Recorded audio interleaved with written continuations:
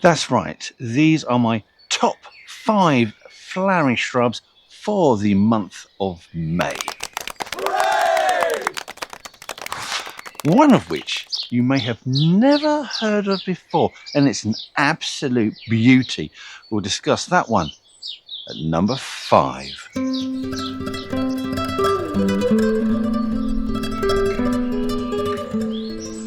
First on the list is the consistently abused Weigela Florida. Now, just because it has Florida in the name does not mean it is from Florida in the United States. It is indeed from Eastern Asia and was discovered for Western science by the very famous plant hunter Robert Fortune. I know you've probably never heard of him. It was brought over to the UK in 1845, which was the very first time English people like me ever saw it. I'm not that old, I'm just saying, like me, not me in particular.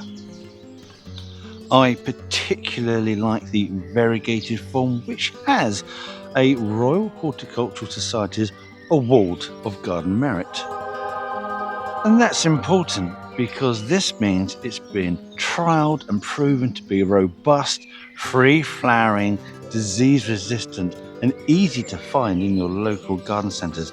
And this award has been awarded to the majority of the plants on my list, apart from one, which really it should be because that one also is brilliant.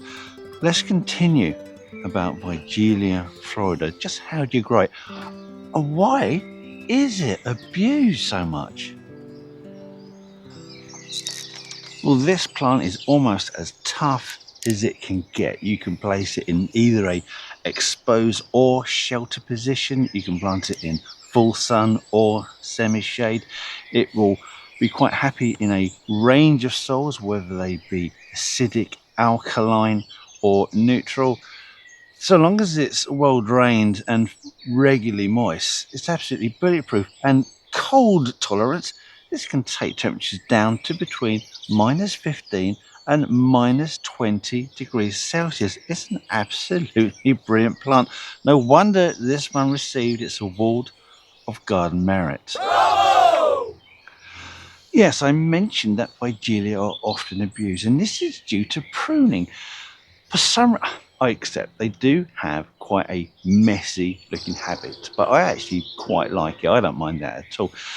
And because of this, many gardeners like to try and prune them to a shape which ruins its natural shape and then gives you problems with regards to flowering. Now, they flower in May, which is why they are on the list. And the pruning time for these, if you were going to prune it, would be immediately after flowering. Now, if you're lucky, you will get a second flowering later on in the year, at which point you wouldn't then re-prune it. But some people, they just keep cutting to make a shape. Personally, I would recommend not cutting these unless they're just getting way too big for their size, because they can get to like 1.5 meters to 2.5 meters tall. But really impressive specimens. They look good in their natural shape. They can be absolutely ruined if you start pruning it. It's your decision. This is just my opinion.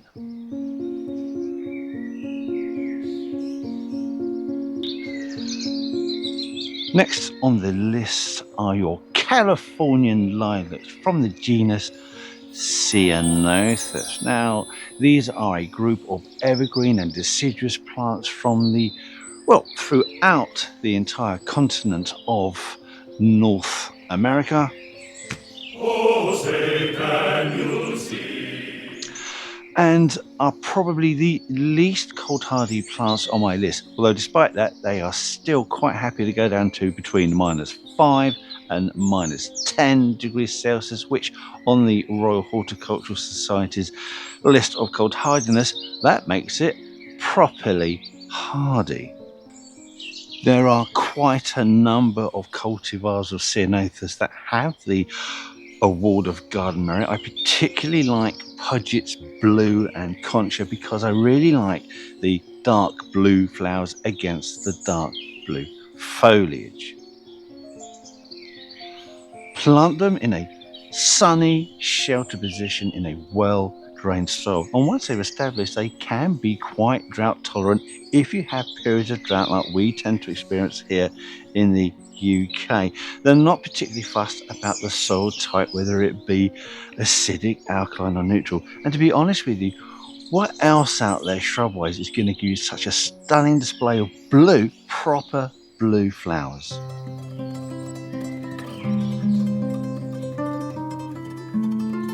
Third on the list is quite a big range of tree peonies, and despite having the word tree in the name, they are shrubs, so don't get hung up on that one.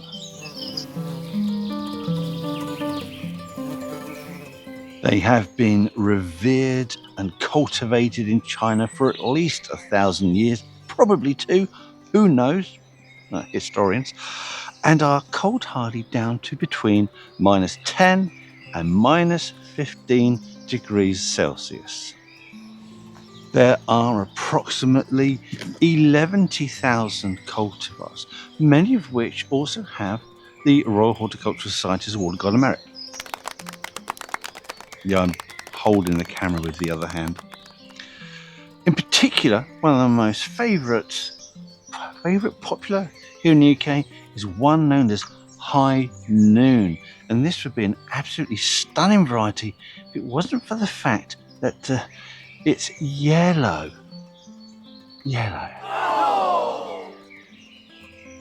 Plant in a position that receives either full sun or semi-shade, and it will require a neutral soil, though it will tolerate slightly acidic, slightly alkaline. It will benefit from having a organic, humus-rich soil before planting, so dig in plenty of organic matter such as garden compost or blended farm manure. But there is one little point with these. The best time to plant these is going to be in the autumn. If you plant them in the summer, they will struggle to establish. You can get away with planting in the spring, but if you go by the books and plant in the autumn or the spring, then you're buying these plants when they're not in flower. And there's always a risk there because so many plants come through from Europe with the wrong labels on. I've been caught out with peonies on that a couple of times.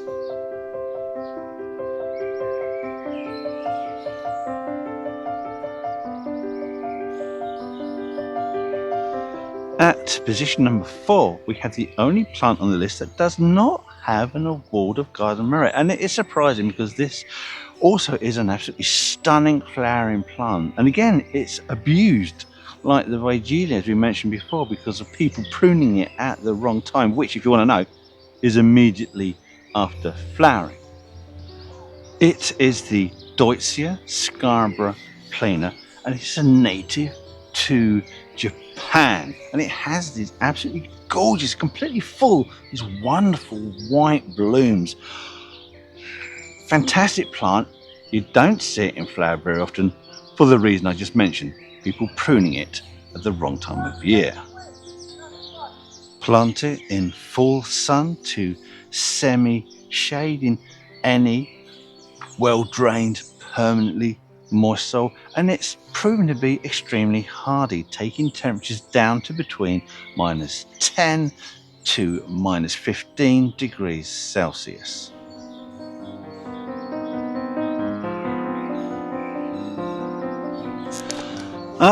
We're at number 5, and we're at the plant you may not have ever heard of, and this is the Chilean lantern tree, although the Royal Horticultural Society lists this as a large shrub, known as Crinodendron hookerianum, named in honor of the famous botanist Joseph Hooker, who you probably have never heard of, but you have probably heard of his best friend, Charles Darwin. Yeah! Woo! He also has plants named after him, like Berberis darwinii.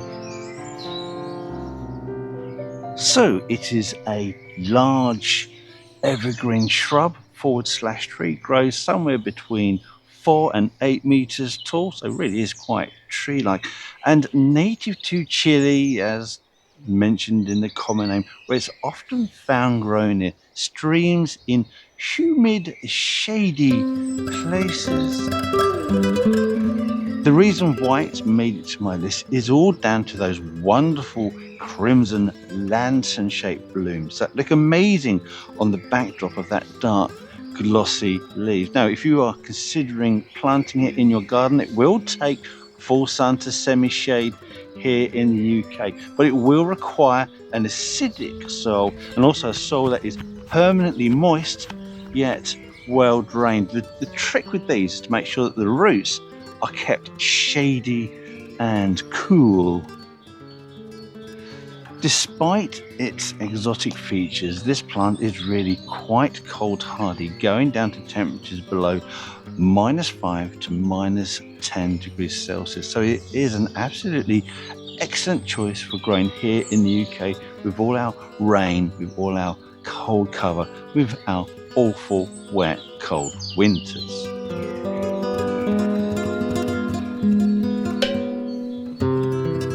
I could have added roses, I could have added camellias, but let's be honest with you, they are a bit obvious. Some could say boring, not me though. But there are plenty of other really excellent flowering shrubs that you could also consider planting in May. And if you've got any of those, put that in the comments section. We would love to hear from you. Thanks for watching. See you in the next video.